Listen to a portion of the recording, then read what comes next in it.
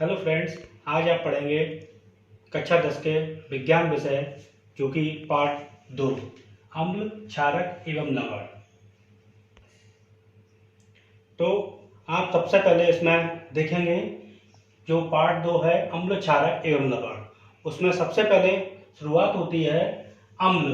अम्ल के गुणधर्मों के बारे में पढ़ेंगे आप। तो अम्ल को इंग्लिश में बोलते हैं एसिड बोला जाता है। इसमें सबसे पहले आप देखेंगे अम्ल स्वाद में खट्टे होते हैं। अम्ल को अगर हम चखेंगे तो स्वाद में कैसे लगेंगे, हमको खट्टे लगेंगे। ये नीले लिटमस को लाल में बदलते हैं। कोई भी लाल लिटमस पत्र है तो उसके अम्ल के संपर्क में आएगा तो वो नीले को लाल में बदल देगा, मगर लेकिन लाल पर इनका कोई प्रभाव नहीं पड़ेगा। अगर कोई लाल लिटमस पत्र हम लेंगे तो उसका रंग लाल ही रहेगा, बस सिर्फ नीले का लाल में बदल जाएगा। आगे देखते हैं, ये जलीय विलयन में हाइड्रोजन प्लस आयन बनाते हैं। अगर अम्ल में जल डाला जाएगा तो हाइड्रोजन के धन आयन बनाएंगे। धन आयन यानी जमा आयन बनाएंगे। उदाहरण के लिए लेते हैं हम कुछ। सबसे पहले हम लेते हैं HCl यानी कि हाइड्रोक्लोरिक अम्ल, H2SO4 यानी सल्फ्यूरिक अम्ल, CH3COOH यानी कि एसिटिक अम्ल। एक और अम्ल आता है सिट्रिक अम्ल। सिट्रिक अम्ल का आपको फार्मूला याद करने की जरूरत नहीं है, उसके लिए हम ऐसा उदाहरण ले लेते हैं जो हमारे दैनिक जीवन में उपयोग किया जाता है, तो वो है नींबू। नींबू हम जो लेंगे तो उसमें सिट्रिक अम्ल पाया जाता है। उस नींबू में हम एक नीला लिटमस पत्र हम जब लेंगे और जितना भी हम नींबू के संपर्क में आएगा उतना ही वो लाल रंग में परिवर्तित हो जाएगा। ठीक है। तो अम्ल में दो शब्द आते हैं, एक आता है सांद्र अम्ल, एक आता है तनु अम्ल। सांद्र अम्ल क्या होता है? जिसमें अम्ल अधिक मात्रा में और जल अल्प मात्रा में होता है। जल जो हो वो अल्प मात्रा में हो और अम्ल जो है अधिक हो। अम्ल की मात्रा अधिक होगी और जल की मात्रा कम होगी। इसी प्रकार से तनु अम्ल क्या होता है? तनु अम्ल अल्प मात्रा में और जल अधिक मात्रा में होता है। अम्ल जो है यानी कम मात्रा में है और जल जो है अधिक मात्रा में है। अब बात आती है कि सांद्र अम्ल को तनु अम्ल में बदलना है और तनु अम्ल को अगर हम सांद्र में बदलना चाहते हैं तो बदल सकते हैं। किस तरीके से? तो हम सांद्र अम्ल को हम तनु अम्ल में बदल सकते हैं और तनु को हम सांद्र अम्ल में बदल सकते हैं। तो वो किस तरीके से? सांद्र अम्ल जो है उसमें हम ज़्यादा पानी मिला देंगे तो ये तनु अम्ल में बदल जाएगा। जब ज़्यादा जल की मात्रा हो जाएगी तनु में अम्ल में तो वो तनु अम्ल में बदल जाएगा। तनु अम्ल जो है उसमें क्या करेंगे कि जो तनु अम्ल में जो जल की मात्रा अधिक होती है तो उसमें क्या है, पानी को हम वाष्पीकृत कर देंगे। पानी को हम अगर वाष्पीकृत कर देंगे तो अम्ल की मात्रा ज़्यादा होगी, जिससे कि वो सांद्र अम्ल में बदल जाएगा। इस तरीके से सांद्र को तनु अम्ल में बदला जा सकता है और तनु को अम्ल में बदला जा सकता है। तो अब अम्ल के गुणधर्म के बाद आती है क्षारकी। क्षारक को इंग्लिश में कहा जाता है बेस। क्षारक स्वाद में कड़वे होते हैं। क्षारक को अगर हम अपनी जीवा से अगर हम चक्कर देखेंगे तो स्वाद में कड़वे होते हैं। ये लाल लिटमस को नीले में बदल देते हैं। अगर क्षारक के संपर्क में अगर कोई लिटमस पेपर आएगा, लाल लिटमस पेपर आएगा तो वो नीले में बदल जाएगा, और अगर नीला कोई लिटमस में आएगा तो वो लाल ही रहेगा। तो लाल लिटमस पेपर अगर क्षारक के संपर्क में आता है तो वो नीले में बदल जाता है। आगे देखें, ये जलीय विलयन में OH नेगेटिव आयन देते हैं, यानी हाइड्रोक्सान के माइनस के आयन प्रदान करते हैं। कुछ उदाहरण देख लेते हैं। जैसे देखें NaOH यानी सोडियम हाइड्रोक्साइड, KOH यानी कि पोटेशियम हाइड्रोक्साइड, NH4 यानी कि NaOH यानी कि अमोनियम हाइड्रोक्साइड।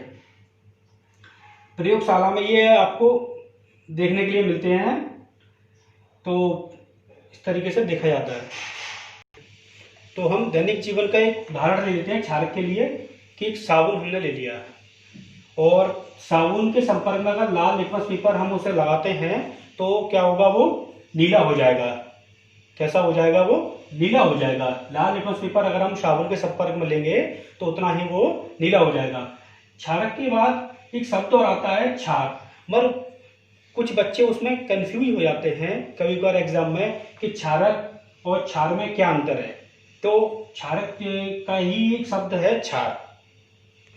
तो क्षारक में आपने एक संपर्क जो टॉपिक है वो भी है क्षार। तो क्षार क्षार क्या है, दोनों में अंतर है थोड़ा सा, उसका अंतर आप समझना बहुत जरूरी है। तो इसमें समझें, जल में घुलनशील क्षारक को क्षार कहते हैं। क्षार क्या होते हैं कि जल में घुलनशील क्षारक को क्षार कहते हैं। अगर ऐसे क्षारक जो जल में आसानी से घुल जाते हैं उनको कहा जाता है क्षार। जैसे यहाँ पर उदाहरण में हम लेते हैं NaOH, जो साबुन में पाया जाता है और जो आसानी से जल में घुल जाता है, तो उसे हम क्षारक भी कह सकते हैं और क्षार भी कह सकते हैं।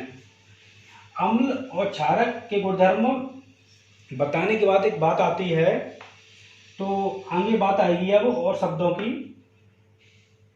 तो आगे आप देखेंगे कि क्षारक और क्षार जो है, आगे अब हम इन्हें पहचानेंगे कैसे। आगे हम इन्हें देखें कि क्षारक जो हैं और अम्ल जो हैं उन्हें हम पहचानेंगे कैसे। तो उनको पहचानने के लिए कैसे आप बताएंगे, तो कि वो अम्ल है या क्षारक है, तो आप कैसे बताएंगे, उसे चेक कर या टच कर कर। तो रसायन विज्ञान में किसी को भी टच करके और चेक करके नहीं पता लगाया जा सकता, क्योंकि वो नुकसान भी पहुंचा जा सकता है हमें। तो रसायन विज्ञान में बहुत से ऐसे केमिकल्स होते हैं जिनको टच करने के बाद हमारे हाथों को जला सकते हैं, इसलिए आपको सावधानी बरतनी होगी। किसी भी आप अम्लीय और क्षारीयों को आपको टच नहीं करना है और ना ही किसी को चखना है। तो कैसे हम पता लगाएंगे, तो उसके पता के लगाने के लिए हम देखते हैं सूचक, जिसको इंग्लिश में बोलते हैं इंडिकेटर्स। तो सूचक किसी दिए गए विलयन में अम्ल या क्षारक की उपस्थिति दर्शाती है। इनका रंग या गंध अम्लीय क्षारक माध्यम में बदल जाता है। अम्लीय क्षारक की उपस्थिति को ये दर्शाता है। जब वो अम्ल के संपर्क में आएंगे तो इनका रंग चेंज हो जाएगा, हल्का हो जाएगा और बदल जाएगा इस तरीके से। तो अम्ल का हो जाए चेंज हो जाएगा और क्षारक में भी अम्ल का चेंज हो जाएगा। अगर अम्ल में कोई रंग रेड आया है तो उसका चेंज हो जाएगा उसका। तो आगे देखते हैं क्षारक। क्षारक की गंध में जो होगी तो उसकी खुशबू ज़्यादा हो सकती है, कम भी हो सकती है। इस तरीके से इसे हम पहचान सकते हैं कि अम्ल और क्षारक शब्दों को।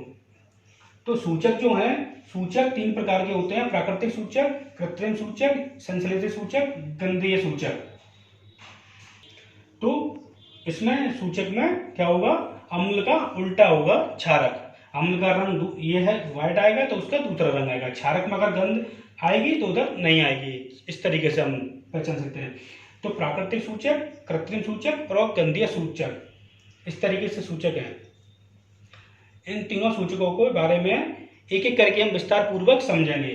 तो देखें, नंबर 1 पहला प्रकार है प्राकृतिक सूचक, जिसकी परिभाषा देख लेते हैं। वे सूचक जो पौधों से प्राप्त होते हैं प्राकृतिक सूचक कहलाते हैं।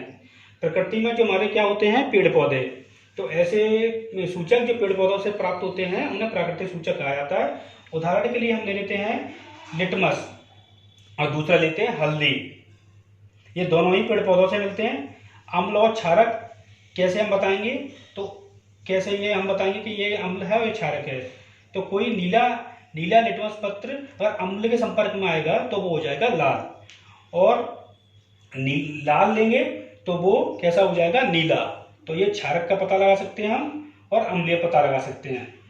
अगर हम नीला लिटमस पेपर लेंगे, अम्ल में डालेंगे तो कैसा होगा, वो अम्ल में हो जाएगा। लाल अगर क्षारक में करेंगे तो वो क्षारक का पता लग जाएगा।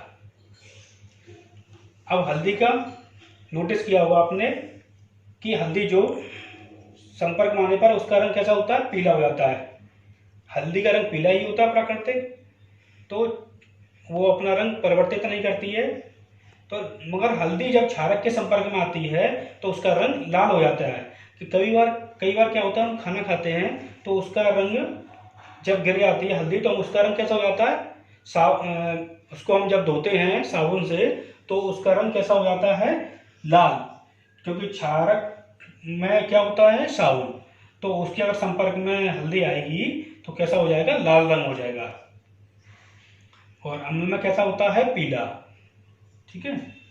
सूचकों का दूसरा प्रकार है कृत्रिम सूचक, यानी कि संश्लेषित सूचक भी कह सकते हैं। संश्लेषित का मतलब होता है जिसे बनाया गया हो। वे सूचक जो रसायन द्वारा बनाए जाते हैं कृत्रिम सूचक कहा जाता है।